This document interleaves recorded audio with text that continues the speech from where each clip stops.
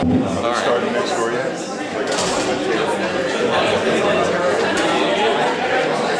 everybody here?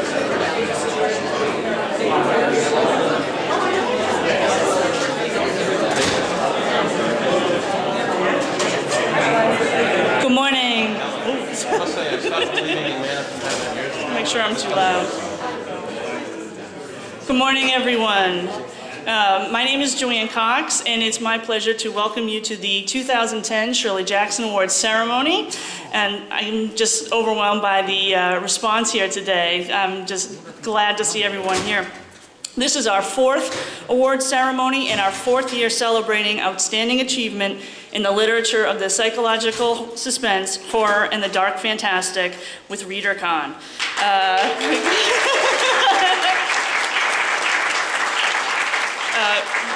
Readeron has been extremely supportive of the awards from the outset.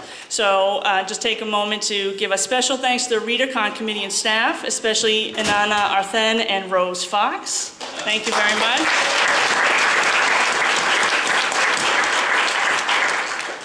Promoting dark fiction and furthering the legacy of our namesake are two missions of the Shirley Jackson Awards, Inc. These missions intersect and intertwine. In the biography, Private Demons, Judy Oppenheimer discusses how Shirley Jackson's works are disturbing for the reader, for example, in the story Like Mother Used to Make. The tale was more disturbing than the mere facts seemed to warrant. The reader was left with a terrible unease. And suddenly, the comforting limits of the real world had dissolved, and the reader was left standing at a misty crossroads, gazing into an abyss. Other worlds, other possibilities, unnamed terrors. Oppenheimer broadens this discussion by saying, her stories broke down the barrier between reader and author, so the reader himself felt the icy touch of panic, the sense of unreality. Not every reader appreciated the experience of being drawn into Shirley Jackson's world, but no one escaped unaffected by it.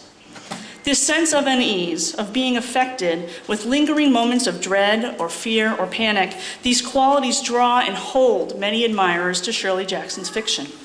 As administrator, I am in the unique position to hear from many authors, publishers, readers, and learn of their appreciation of and respect for Shirley Jackson's works.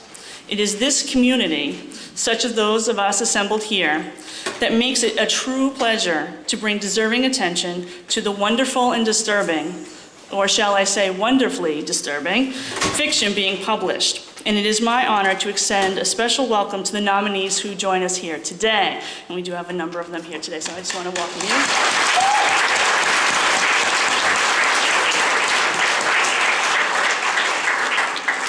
And I would be remiss if I did not recognize our jurors who read broadly for the Shirley Jackson Awards in order to seek out the best works in psychological suspense, horror, and the dark fantastic.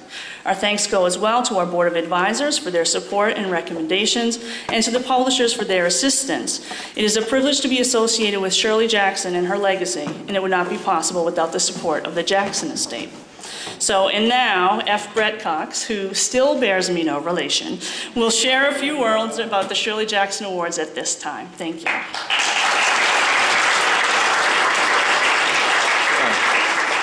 Thank you.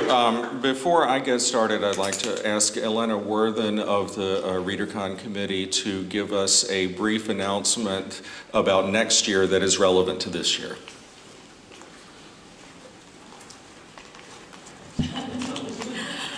Good morning, everyone. I'm serving as con-chair for this year's Readercon, and I just wanted to make a very quick digression.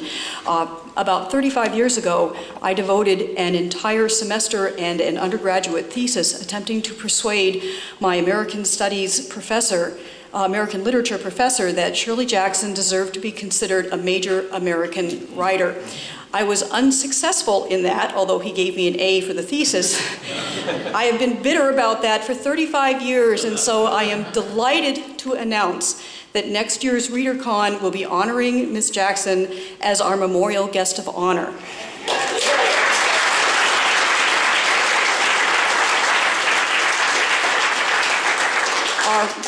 Our living guests of honor will be Mr. Peter Straub and Caitlín R. Kiernan, and so we have one heck of a slate next year, and I hope everyone would to see all of you here. It will be July 12th to 15th next year, and the same location. Thank you.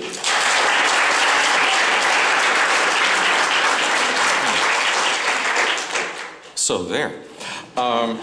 Let me briefly do my annual attempt to explain the tangled connections among the Board of Advisors. As Joanne said, I am not related to Joanne. John Langan is not related to Sarah Langan, and Paul Tremblay remains unclassifiable. I'm very happy to see such a good turnout for this year's ceremony. It has been a pleasure to be connected with these awards since the beginning. I basically just want to thank a few people. Joanne mentioned the Shirley Jackson family, and I particularly want to thank the family of Shirley Jackson, especially her son Lawrence Hyman and the agent for the estate of Shirley Jackson, Linda Allen, without whom literally this award might be called something else. So I'm remain very grateful for their unyielding support of what we're trying to do here. I want to individually be sure to thank our jurors for this year: Andy Duncan, Gemma Files, Lee Thomas, and David Wellington. Any of you who have ever served on an awards jury know what that's like, and they did heroic work with everything that they had to deal with. And I do want to thank my fellow members of the Board of Directors, Joanne and John and Sarah and Paul, and especially Joanne. We all work very hard, but Joanne is our one indispensable force. And thank you for everything that you do. But the Shirley Jackson Awards have really taken hold, and that is a source of great satisfaction to us. We always have a wonderful slate of nominees and extraordinarily interesting winners. And I want to also acknowledge them. I'd like to ask anybody in the room who is a prior Shirley Jackson Award winner or nominee, could you please stand and be recognized? And earlier award winners and nominees. Thank you. And now I'd like to ask everybody who is this year's slate of nominees, anybody in the room who is a nominee this year, please stand and be recognized.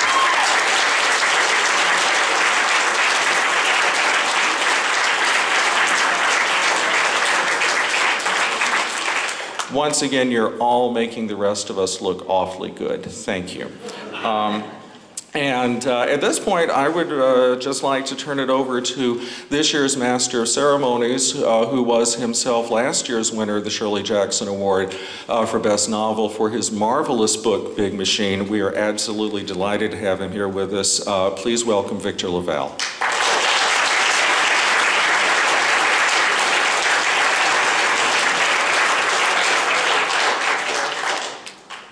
Thank you very much. It's a real honor to be hosting today's ceremony. And they said to me, what we'd like you to do is come up and, of course, read the names of the nominees and the winners, but also talk for a little bit at first about Shirley Jackson in some way. And I tried to think about how I might do that in a way that was interesting and maybe offer something new. And so I thought what I would do instead is start by talking about Vincent van Gogh. Because that's probably not how anyone else would start talking about Shirley Jackson. So last year I had the good fortune to be in Amsterdam for a little while, and so I got to visit the Van Gogh Museum. So the Dutch pronounce his name Van Gogh, but I'm not going to do that because it doesn't roll off the tongue as naturally with me. So I went to the, I had a chance to go to that museum pretty regularly, and then from there started reading his letters. His famous letters, and he was for those of you who don't know, he was an amazing letter writer, and he wrote to a wide variety of folks, most famously to his brother Theo, and his letters are about the hopes he has for the art he's trying to create, the paints he's buying that day, but almost without fail, the message at the end of almost every single letter to Theo or anyone else is, send me money. Because he was broke all the time. So for instance, one of the things that was interesting to find out, like, his self-portraits are always like sort of closed-mouthed and seem sort of grim, and it's not, turns out it's not just because he probably had bipolar disorder. It's also because most of his teeth had fallen out of his mouth from malnutrition.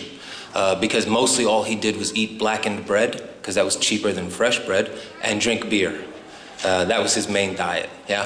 So at a certain point in his fledgling art career, he decided, this is ridiculous. I would like to stop this. I would like to make some money. I would like to be known. I would like to be respected, all these things. I'm gonna paint a masterpiece.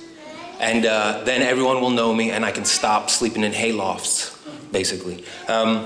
So he started working on this painting called The Potato Eaters. It was supposed to be this gritty, sort of sooty, realist look at the inside of a hovel with this family of 5 eating potatoes for dinner. And he made this painting, put it together. He spent 2 years planning it. In 1885, he finally shows it, and nobody is interested, as you could guess. As you know from maybe Van Gogh's life. Absolutely no one's interested. No one wants to buy it. But then I think the other thing that's worth mentioning is they're right. It's awful. It's still in the museum today, and it's considered Van Gogh's first masterpiece now, but it's largely considered Van Gogh's first masterpiece because he actually painted masterpieces later. This is my opinion, but I'm telling you, it stinks.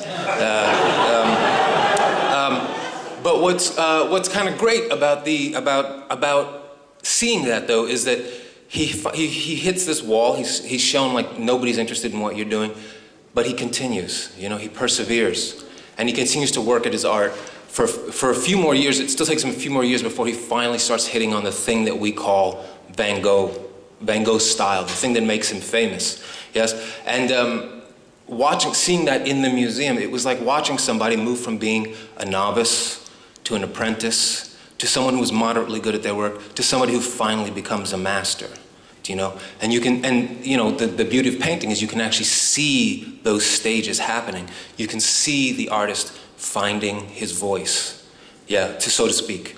And it seems to me that one of the things that's amazing then, after you see Van Gogh hit his truly great mark, is that no matter what he paints after that, whether it's the famous Starry Night, or a hayloft, or a family who lives next door, no matter what he sees, no matter what he paints, it is always a Van Gogh after that. It is always his style, his voice, and his perspective always shines through on the canvas. And that makes me think of Shirley Jackson as well, and the idea that when an artist is truly hitting their peak, no matter what subject they take on, no matter where they publish their work, say for writers, they are always themselves. They are always that unique and idiosyncratic artist. So in the case of Shirley Jackson, we have the books and the stories that we know most deeply and love most dearly, The Lottery. We've always lived in the castle, A Haunting of Hill House. But what I find so beautiful about her work is that even in the things that are, say, not in the realm of the dark fantastic, you still find Shirley Jackson's unique genius coming through. So she put out 2 fictionalized memoirs, as she called them, about her life with her husband and children in Vermont. The first one is called Life Among the Savages. And it's a book that was serialized in places like Good Housekeeping, Women's Day, and Mademoiselle. It was really popular, and it was almost like a precursor to the Irma Bombeck school of like humor about domestic chaos and things like that. But even there, when in those places, Shirley Jackson cannot stop being herself. She cannot stop being that idiosyncratic and really special artist. So what I thought I would do, just to sort of make this point, is I'd just like to read you 2 pages from Life Among the Savages, because I think what you'll see is much like with the Van Gogh, if I can say, you'll see that Shirley Jackson, no matter what, this is something that was like super popular with people reading in their living rooms, laughing over things. She still can't help but be the woman we know and love and revere. Nice. So I'd like to just read this page and a half, 2 pages to you, and you see if you recognize anything.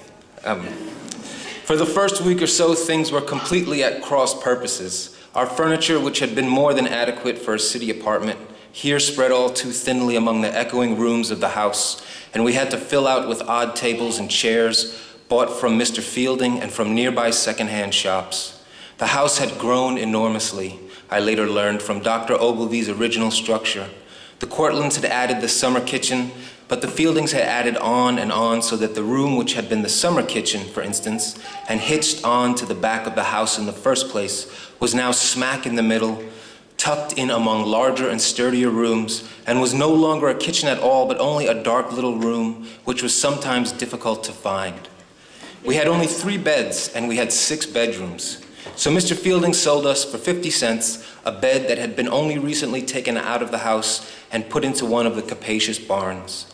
We tried to buy the harmonium, but the Fieldings had sold it to an antique dealer. We did buy the carpet with the cabbage roses, since it was the only one which would fit into the vast desert of the parlor. We declined with one voice the old kitchen table. All these things, the ones that had been in the house before, and other things which had been in similar old houses and knew their ways, fell naturally into good positions in the rooms, as though snatching the best places before the city furniture could crowd in. No matter how much we wanted to set our overstuffed chairs on either side of the living room fireplace, an old wooden rocker that Mr. Fielding had given us insisted upon preempting the center of the hearth rug and could not, in human kindness, be shifted. An old highboy, which was a contemporary of the rocker, although it had come from a barn across town, took over the living room corner near the rocker, and the two of them lived there in silent companionship. After a few vain attempts at imposing our own angular order on things with a consequent out-of-jointness and shrieking disharmony that set our teeth on edge, we gave in to the old furniture and let things settle where they would. An irritation persisted in one particular spot in the dining room, a spot which would hold neither table nor buffet, and developed an alarming sag in the floor when I tried to put a radio there, until I found, completely by accident, that this place was used to a desk and would not be comfortable until I went out and found a spindly old writing table and set a brass inkwell on it. It was a good old house, after all. So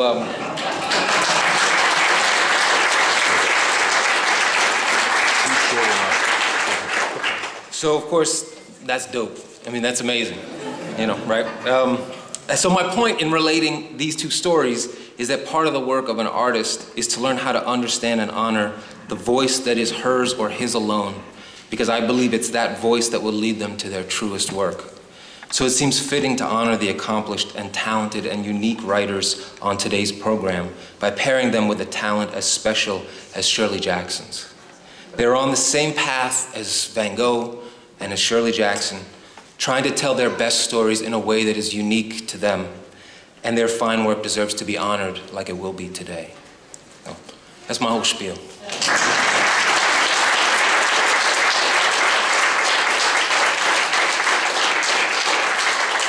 So now for our first award, Sarah Langan is going to speak to us.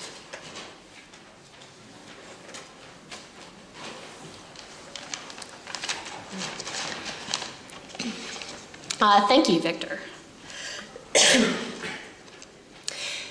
Good fiction can and does get lost in history. We founded this award for the fun of it, but also because we saw the need for the recognition of dark, well-written fiction. Yeah.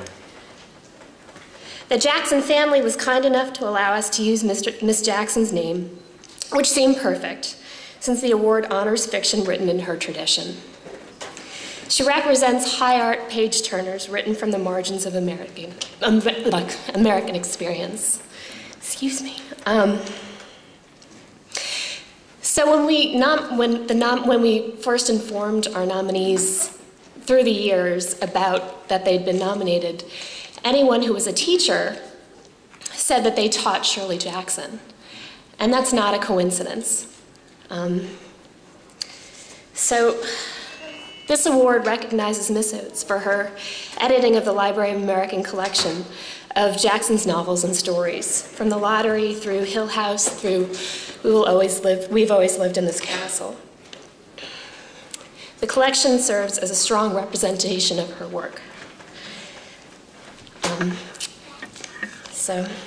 Good fiction should be honored. Great fiction belongs in the Library of America. We're thrilled to see our hero honored in this way by one of her strongest and most prominent literary successors. So this is what Miss Oates had to say. For my shakiness, I'm playing the pregnancy card, just so you all know. I had some caffeine, I'm sorry, but okay. This is Miss Oates' response.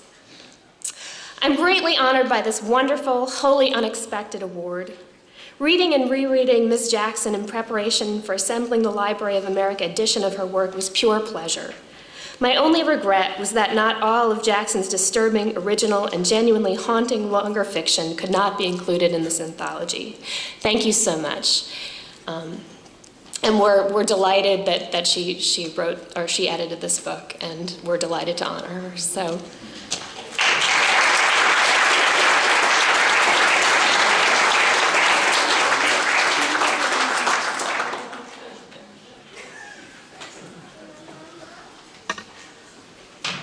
All right. So, first we're going to begin with the Shirley Jackson Award for short story. And the nominees are As Red, Caitlín R. Kiernan, Booth's Ghost, Karen Joy Fowler, The Foxes, Lily Huang, 666, Laird Barron, and The Things, Peter Watts. And the winner is... Gonna have to wait just for about a minute. We do have envelopes, I forgot to bring them.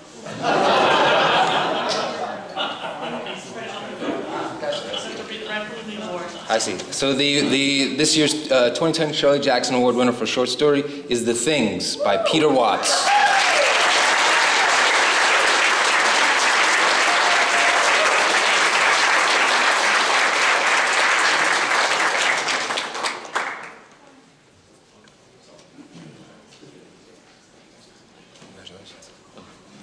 Peter couldn't be here today because the U.S. government won't let him in. He did not expect to win this, and therefore I am almost completely unprepared. He made a point of telling me that he's never won an award for dark fiction, despite him writing so much of it. So he's very honored to receive this, and I think you've probably made his day. So thank you very much.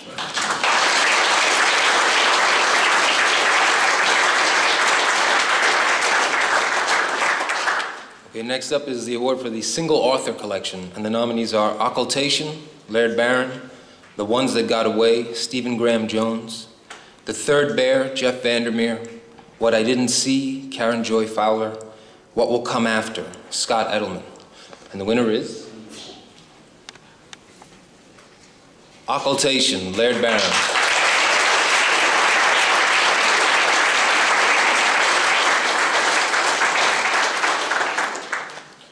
I am not Laird Barron.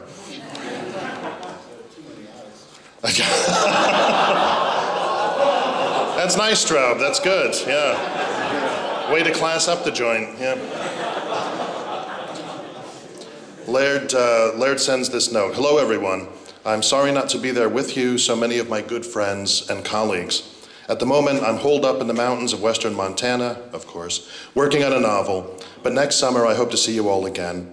This is a tremendous honor, and I'm grateful to the jury for the recognition. My fellow nominees are outstanding, and it's difficult to feel I haven't gotten exceedingly lucky. Thank you to the people who made this book possible in one way or another. Jason, Jeremy, and Ross at Nightshade, Ellen Datlow, Mike Allen, Vera Nazarian, Paula Garan, Steve Berman, S.T. Joshi, the good folks at Tor, Dark Horse Comics, Tachyon, and Del Rey, Michael Shea for his wonderful introduction, Matthew Jaff for the cover art, my agents Brendan Deneen and Colleen Lindsay, my fans, without whom there'd be no book, no awards, no career, and finally 1,000 times over to my dear friends John Langan, Paul Tremblay, and Jody Rose, who have stuck with me through light and dark. From the bottom of my heart, thank you.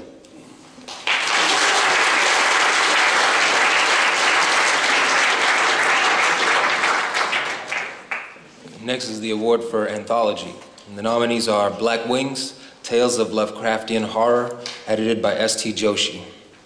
Haunted Legends, edited by Ellen Datlow and Nick Mamatas. My Mother, She Killed Me, My Father, He Ate Me, 40 New Fairy Tales, edited by Kate Bernheimer. Stories, All New Tales, edited by Neil Gaiman and Al Sarantonio. Swords and Dark Magic, The New Sword and Sorcery, edited by Jonathan Strahan and Lou Anders. And the winner is Stories, All New Tales, edited by Neil Gaiman and Al Sarantonio.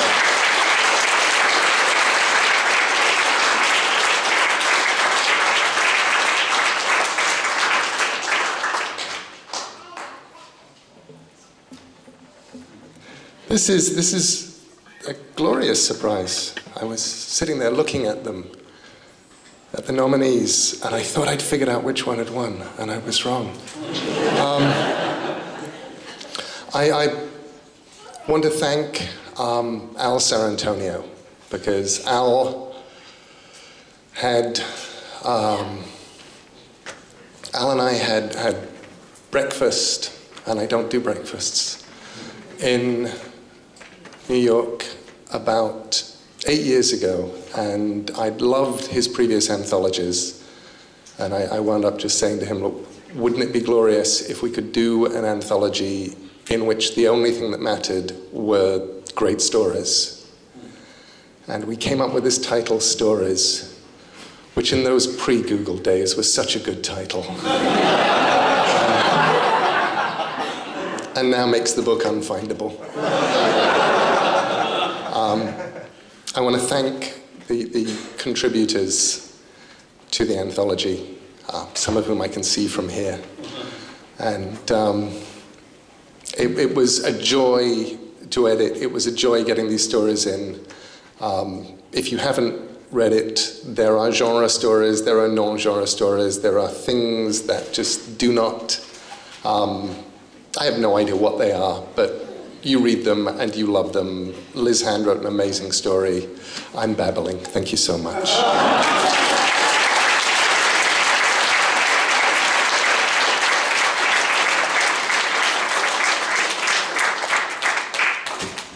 So the nominees for Best Novella are The Broken Man by Michael Byers, Chasing the Dragon, Nicholas Kaufman, Mysterium Tremendum, Laird Barron, One Bloody Thing After Another, Joey Camo, Subtle Bodies, Peter Dubé, The Thief of Broken Toys, Tim Libin. And the winner is?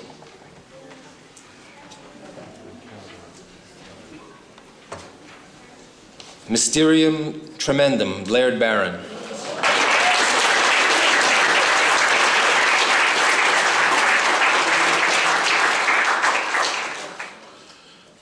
I am still not Laird Barron. I play him in a TV show, yes, that Ellen Datlow directs. Thank you to the jury. Mysterium Tremendum, original to occultation, means a lot to me for a lot of reasons. It was inspired by the work, character, and friendship of many of my fellow writers. Thank you to Jason, Jeremy, Ross, and everybody at Nightshade for buying it, and to Steve Berman for reprinting it in his year's best. I am so damned proud, it's difficult to properly express. So, let me just say, thank you.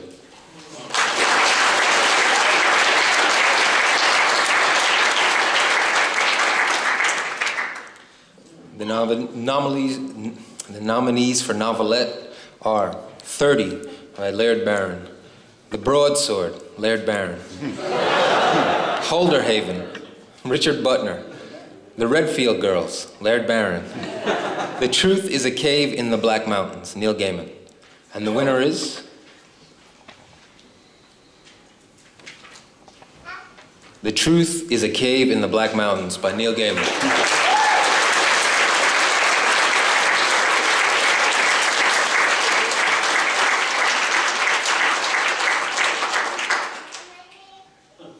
This fucking rocks. So the reason I'm here, because I always used to wonder how people mysteriously showed up to collect awards. The reason I'm here is because I was spending a few days with my wonderful wife, and Her parents live literally 5 minutes from here, and we were overnighting there, and it was the point where I realized that I had lots of friends here, and it would be silly not to pop in. And then Peter Straub, I said, Peter, when can I see you? And he said, it's the Shirley Jackson Awards, so I can't see you from 11 till 12. And I went, hang on, I'm nominated for one of those. So that's why I'm here, and actually I got my sort of, my thrill out of being here when they gave me the rocks, which I figure the nominees get to fling at the winner. And I got 2 rocks, so I thought, good, I will fling them with joy, leaving whoever beats me to this award a bloody pulp. It will be great. Thank you so much. I loved this story, and it's not often, as an author, I get to say that I love a story, because normally you just see their little weaknesses. And this one, started reading a book on mythology, and it talked about, it was the mythology of the Scottish Islands, and it talked about a cave on the Isle of Skye that was filled with treasure. And it said that the locals all knew where the treasure was, but nobody ever went to take it, not because it was guarded by a monster or a spell or anything, but because if you took gold from that cave, it would make you evil and eat a little bit of you. And that tiny thing grew into a very strange story. Thank you all. I never felt so wonderfully welcomed.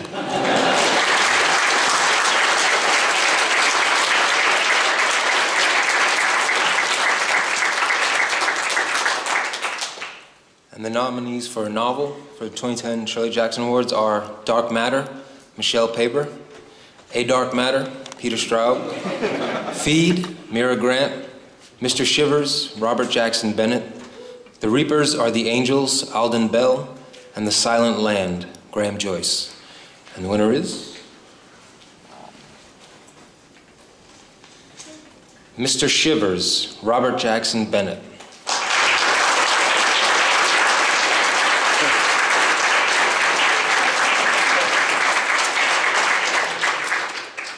I am not Robert. Robert writes, I am sorry to not be there in person. Were I there, I assure you my eyebrows would be arched in surprise, and I would do a lot of stammering and hem-hawing, and possibly spill something on myself. In light of this, it is probably better that I am not there. I am far more articulate when not in person. Thank you so much for this award. I am both happy and extremely intimidated to receive it, because, as Soderbergh said, there's nowhere to go but down now. Rest assured that wherever I am, the second I hear this news, I will run out and buy a lottery ticket.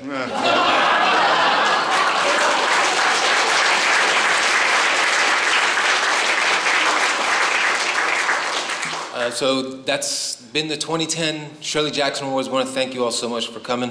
Thank you for letting me be your host, and have a great rest of the day.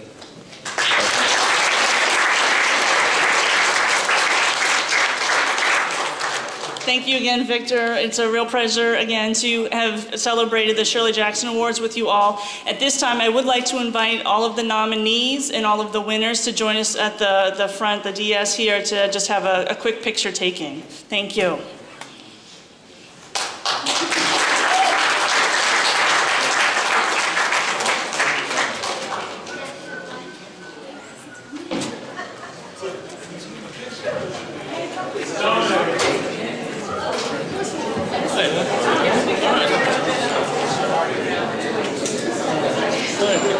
Good girl. Chuck!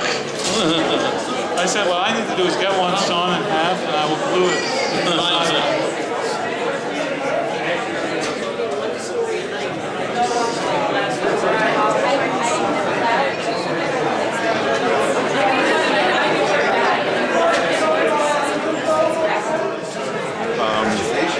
Awesome. Yes.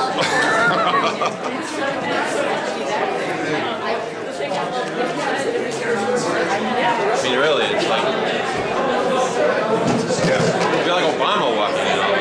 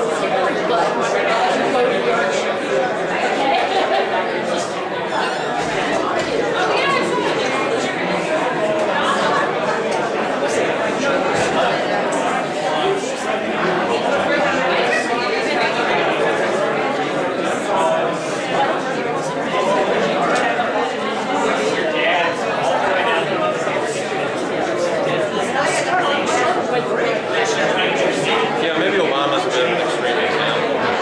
Yeah. Say, in my grandparents' day, Sinatra walked in. There you go. Yeah. Can you believe this is the day my sister decided to stay home?